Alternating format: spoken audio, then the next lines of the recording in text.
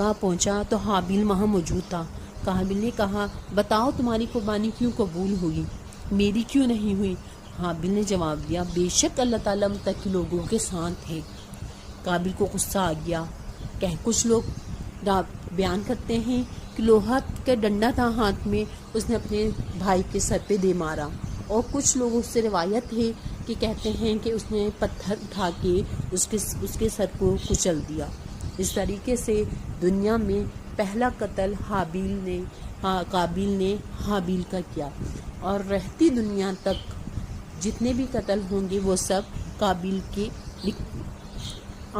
نامہ اعمال میں لکھے جائیں گے۔